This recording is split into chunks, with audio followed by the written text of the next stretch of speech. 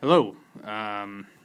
Taking another break from my 4th edition box to open up some Innistrad cards. Innistrad came out this weekend. It's a nice horror theme for the month of Halloween, so I'm definitely in favor of that.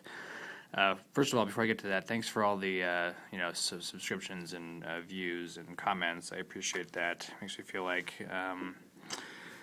I'm part of a Magic community here because I don't actually play Magic in person with anybody, so it's nice to have this sort of online thing going. So anyway, back to Innistrad. I bought 5 packs over the weekend. I got impatient. I opened 2, and I have to say, so far so good. The cards are pretty good in general. In the first pack, let's skip to the rares. There was this Nevermore, which you can choose one particular spell and have it never be cast. And then the Daybreak Ranger, which is a transforming card. Transforms into Nightfall Predator. So that was pretty good, but then, much to my excitement, in my second pack, I got Liliana of the Veil, my very first Planeswalker.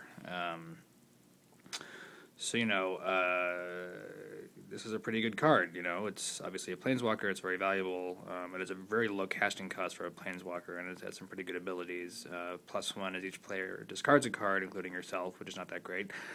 -2, target player sacrifices a creature, which is great, and then -6, separate target player's permanents into 2 piles, and they have to discard 1.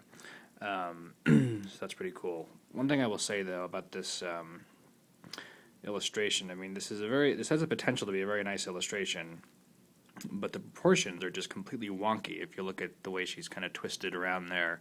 At first I thought that this was her shoulder was missing, but there's actually kind of half a cape hanging off of one shoulder. But even so, she's still pretty wonky, and this is some, borderline Rob Liefeld stuff here, so if you know who that is, just Google it if you don't.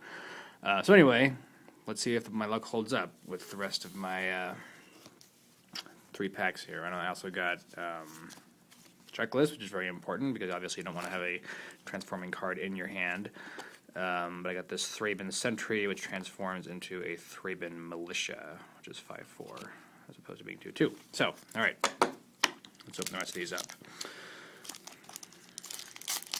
Oh my goodness, ripped all by itself. I think it's not food. I'm not going to go through each and every one of these cards because that would take too long. I'll probably just talk about the rares. Maybe the uncommons are cool. All right.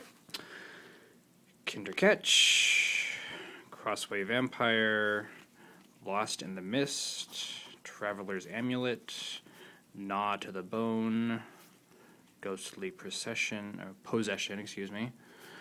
Rebuke, Typhoid Rats, again with the rats, Traitorous Blood, and we're coming to the uncommons. Sharpened Pitchfork, gives a creature +1/+1 first strike, not bad. Boneyard Worm, I already have one of these in my other packs. Power and toughness equal to the number of creatures in your graveyard. Moan of the Unhallowed, for 4 mana you get 2/2/2 zombies, and there's a flashback, so that's okay. And the rares, Rooftop Storm, pay 0 rather than pay the mana cost for zombie creature spells you cast. Alright, okay, well, that's okay.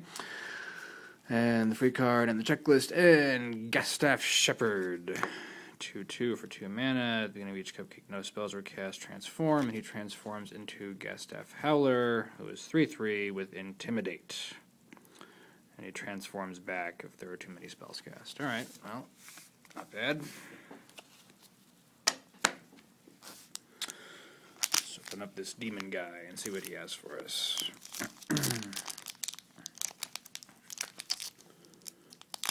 As you can see from the 4th edition videos, packs used to be a lot easier to open. It's not just because the paper is degrading. Okay.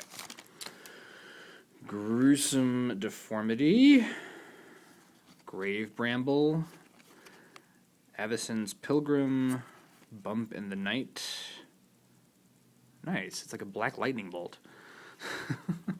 Stitched Drake, Manor Skeleton, Harvest Pyre, Naturalize, Rebuke, another one of those. Okay, now we come to the uncommons. Dissipate, counter target spell. Exile it. Trepanation Blade. It's an equipment, and you get to look at the top. Wait.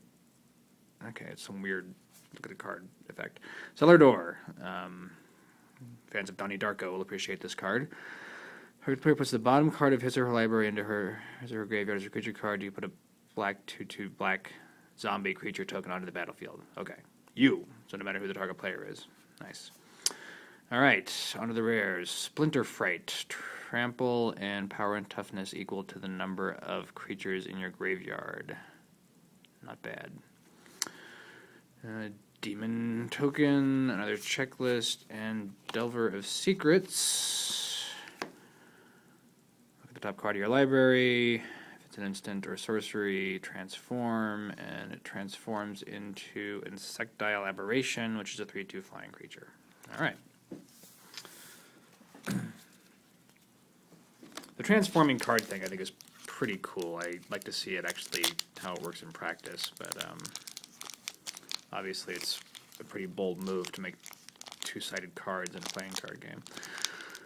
Of course, somebody's going to comment saying, oh, that's been, so what, some other card game did that 10 years ago, it's not that big of a deal, blah, blah, blah. So I'm just completely out of touch, and I can't open this back. Okay. All right. Spoiled the last card there. Sorry about that. All right. Altar's Reap. Gruesome Deformity. Another one of those. Thraben Purebloods. Dream Twist. It's a mill card. Deranged Assistant. Brimstone Volley.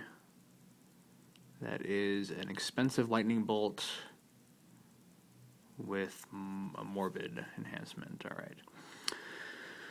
Knot of the Bone. Vampire Interloper. Curse of the Pierced Heart. Coming to the uncommons, we have Mausoleum Guard. When Mausoleum Guard dies, put 2 1/1 white spirit creature tokens with flying into the battlefield. That's pretty cool.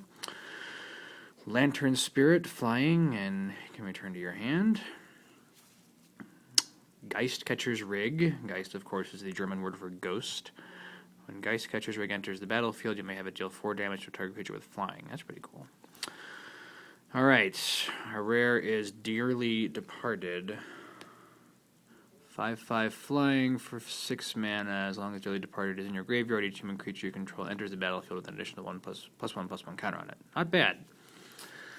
Wolf Token, Checklist, and Instigator Gang. So 4 mana, 2/3, attacking creatures you control get +1/+1, and if no spells were cast, it transforms into a Wild Blood Pack, which has 5/5 trample and gives +3 to attacking creatures. So, all right, those are my cards. So obviously, Liliana is still the cream of the crop here as far as my Innistrad cards so far. I've only bought 5 packs. I'm considering whether to buy a box. I may buy a fat pack, or I may just buy some more booster packs. I don't really know. I don't want, I'm still not committed to how much money I want to spend on this little project. But anyway, that's Innistrad, and I will get back to the 4th edition in the next video. Thanks. Bye.